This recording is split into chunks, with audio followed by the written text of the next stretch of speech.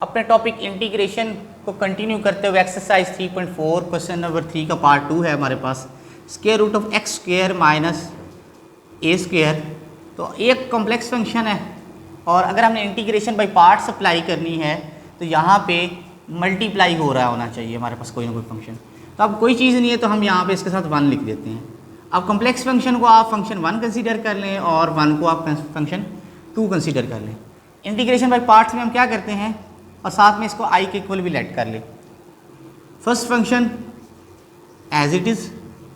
Second की integration हमारे पास x आ गई,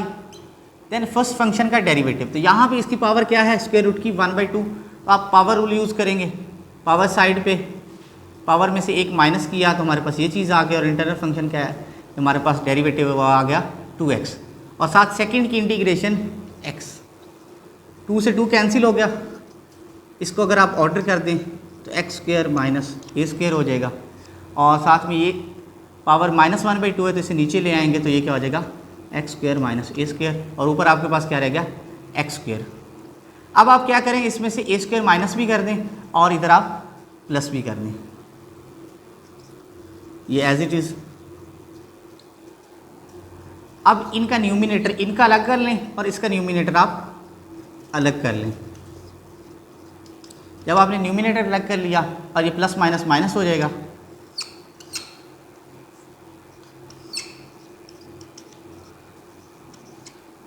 अब देखिए इसका ऊपर स्क्वायर रूट है तो स्क्वायर रूट इस से इसको आपको चाहें तो इसको 2 दफ़ा ऐसे लिख सकते हैं x square minus a square, तो एक पावर कैंसिल हो गई आपके पास यहाँ से, तो आपके पास इसकी फाइनल फॉर्म बन गई और यहाँ से ए स्क्वायर बाहर आ गया।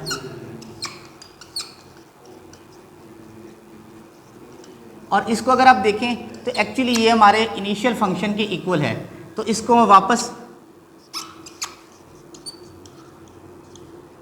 वापस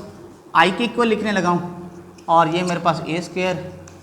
x square minus a square और इस आई को दूसरी तरफ ले जाके आप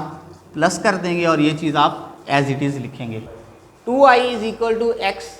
square root of x square minus a square और साथ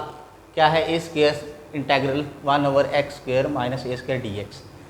तो अब जब भी स्क्वायर रूट के अंदर आपके पास x square minus a square आएगा तो यहाँ पे आप सब्स्टिट्यूशंस करते हैं। तो सब्स्टिट्यूशन मैं बता देता हूँ, जब एक्स स्क्वायर ए स्क्वायर आएगा तो आप करोगे substitution a is equal to secant theta और जब आएगा आपके पास a square minus x square आएगा तो आप करोगे x is equal to sine theta substitution और सिमिलरली जब इन दोनों के दरमियान प्लस का साइन होगा तो आप x is equal to a tan theta substitution करेंगे। तो अभी हमारे केस में पहले वाली सब्स्टिट्यूशन यहाँ पे लगेगी। तो अब आपने सब्स्टिट्यूशन में 2 चीज़ों को चेंज करना होता है, एक तो आपने x को रिप्लेस करना है और दूसरा dx को भी d थीटा की फॉर्म में लाना है। तो आपने डेरिवेटिव अप्लाई किया x के रिस्पेक्ट से तो ये 1 हो गया, ये a का डेरिवेटिव से बाहर आ गया, सीकेंड थीटा का डेरिवेटिव हमारे पास होता है सीकेंड थीटा टेन थीटा और साथ में मेरे पास आ गया d थीटा ओवर dx। तो dx दूसरी तरफ multiply dx is equal to a सीकेंड theta tan theta d theta. अब एक ये चीज़ आपने रिप्लेस करनी है और दूसरी ये, तो मैंने ये इंटेग्रल में ऊपर इसको रिप्लेस करने लगा हूँ तो बाकी चीज़ मेरे साथ एज इट इज़ ही चलेगी।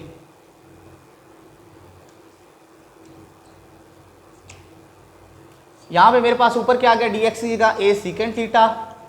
टेन थीटा d थीटा और यहाँ पे मेरे पास आ गया ए सीकेंड थीटा का स्क्वायर माइनस ए स्क्वायर। ये चीज़ मेरे साथ एज इट इज़ चल रही है। A सीकेंड theta tan theta d theta, नीचे आप ए स्क्वायर कॉमन ले लें, स्क्वायर से बाहर भी ले लें और उसे कॉमन भी ले लें, तो अंदर आपके पास रह गया secant square theta minus 1, square से अंडर रूट कैंसिल हो गया हमारे पास a square A सीकेंड theta tan theta. अब स्क्वायर से ये बाहर आ गया तो ये ए हो गया हमारे पास, ए से कैंसिल हो गया यहाँ पे हमारे पास और सीकेंड स्क्वायर थीटा किसके इक्वल होता है टेन स्क्वायर थीटा के और टेन स्क्वायर थीटा स्क्वायर से अंडर रूट कैंसिल और ये टेन इस टेन से कैंसिल हो गया। ये पार्ट हमारे साथ एज इट इज़ चलेगा। यहाँ पे देखिए हमारे पास a सीकेंड theta tan theta d theta और नीचे ए से हमारे पास कैंसिल हो गया सीकेंड स्क्वायर थीटा माइनस 1 ये मैंने फार्मूला बताया था कि tan स्क्वायर के इक्वल होता है स्क्वायर से रूट कैंसिल, और अब ये tan भी इस tan से कैंसिल, तो 2i is equal to minus a square, और साथ हमारे पास आ गया अकेला tan रह गया। तो आपको पता है tan की इंटीग्रेशन सीकेंड की इंटीग्रेशन हमारे पास होती है ln secant theta plus tan theta plus C1 कह दें आप। तो अब हमारे पास यहाँ पे सीकेंड थीटा और tan थीटा की वैल्यू चाहिए। तो आपको याद होगा हमने सब्स्टिट्यूशन की थी x is equal to a secant theta, तो x ओवर a हो गया हमारे पास सीकेंड थीटा के इक्वल। अब हमें tan की वैल्यू चाहिए, तो tan की वैल्यू के लिए यहाँ पे मैं क्या करूँगा कि हमारे पास फार्मूला होता है 1 plus tan square theta secant theta के इक्वल, और tan स्क्वायर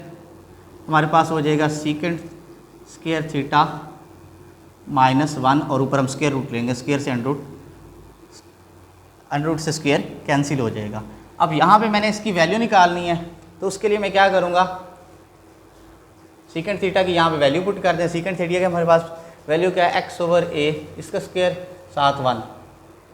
तो यहाँ पे आपने एलसीएम लिया a square x square minus a square, और यहाँ पे ये हो गया हमारे पास x square a square, a नीचे वाले a का हमारे पास स्क्वायर से अंडर रूट से स्क्वायर कैंसिल हो गया, तो tan थीटा आ गया। अब इसकी आप उधर वैल्यू पुट कर दें, 2i is equal to x a square, और साथ में हमारे पास है a स्क्वायर ln सीकेंड क्या है x ओवर a, और tan की वैल्यू है x square minus a square over a। आप एलसीएम ले लें यहाँ ln में, तो हमारे पास हो जाएगा x plus x square over a ln a, और साथ में आप फिर क्या कर लें x a स्क्वायर, और ln का रूल ये है कि जब वैल्यूज़ डिवाइड हो रही हों तो वो माइनस में चाहिए, तो minus ln a plus C1 को इसको अनदर कांस्टेंट का नेम दे दें, ये C कह दें, और ये 2 आप पूरी इक्वेशन पे डिवाइड कर दें, तो यहाँ से आपका ये क्वेश्चन कंप्लीट हो जाएगा। आइए चल के एक फार्मूला सीखते हैं। जब आपके पास इंटेग्रल में e की पावर ax हो, a यहाँ पे जनरल कोई कांस्टेंट है, अंदर हमारे पास एक फंक्शन हो और उसमें उसका डेरिवेटिव प्लस हो रहा हो, और साथ में ये जो हमारे पास ex है इसकी पावर का डेरिवेटिव, यानी ax का डेरिवेटिव a होगा तो वो इधर मल्टीप्लाई हो रहा हो, तो उसकी इंटीग्रेशन सिंपली क्या होगी e(ax) multiply by that particular function और प्लस c। ठीक है, आपके पास वो e की power ax as it is आ जाएगा और साथ फंक्शन मल्टीप्लाई हो जाएगा। कंडीशन क्या है कि फंक्शन में उसकी पावर उसका डेरिवेटिव ऐड हो रहा हो, प्लस हो रहा हो, और साथ में e की पावर जो ax है यानी ax का डेरिवेटिव फंक्शन के साथ मल्टीप्लाई हो रहा हो। चलते हैं आगे क्वेश्चन में इम्प्लीमेंट करते हैं। क्वेश्चन नंबर 4 का पार्ट 1 है, इसमें देखें तो हमारे पास अगर इस फंक्शन को मैं यहाँ पे ऑर्डर कर दूँ, ln x को पहले लिख दूँ और इसको बाद में, तो ये मेरे पास एक फंक्शन है, इसका डेरिवेटिव ऐड हो रहा है और साथ में e की पावर x है, तो x का डेरिवेटिव 1 होता है, 1 लिखने की ज़रूरत नहीं, मीन्स उसे फंक्शन भी मौजूद है, उसका डेरिवेटिव भी ऐड हो रहा है, ex भी है, तो ex ln x यानी फंक्शन मल्टीप्लाई बाई ex, आपके पास उसकी इंटीग्रेशन आ जाएगी। इस तरह हमारे पास एक और क्वेश्चन है, उसमें अगर मैं देखूँ तो ex है, एक फंक्शन है sin x का डेरिवेटिव cos x, तो आपके पास रूल इम्प्लीमेंट हो सकता है ex के साथ फंक्शन को मल्टीप्लाई कर दें, तो यहाँ से आपका क्वेश्चन कंप्लीट हो जाता है। इसी तरह हमारे पास एक और पार्ट है, इसमें देखें तो पहले हम थोड़ी सिंप्लीफिकेशन कर लेते हैं। न्यूमिनेटर सेपरेट किया 3 sin ओवर साइन का स्क्वायर, नीचे इधर क्या लिखेंगे cos, साइन स्क्वायर को मैं 2 दफ़ा साइन लिख रहा हूँ। अब यहाँ पे देखें एक साइन की पावर कैंसिल, और ये साइन ऊपर आके कोसिकेंट में चेंज हो जाएगा हमारे पास, और इधर ये हमारे पास कॉट और साइन ऊपर आके कोसिकेंट, कॉट कोसिकेंट। इस फंक्शन में देखें हम e की पावर 3x है, 3x का डेरिवेटिव 3 मौजूद है, कोसिकेंट एक फंक्शन है, कोसिकेंट फंक्शन का आगे हमारे पास डेरिवेटिव मौजूद है माइनस कॉट कोसिकेंट, तो फंक्शन का डेरिवेटिव और e की पावर 3x का डेरिवेटिव साथ मल्टीप्लाई हो रहा था, आप सिंपली इसको क्या लिख सकते हैं e की power 3x cosecant x plus c।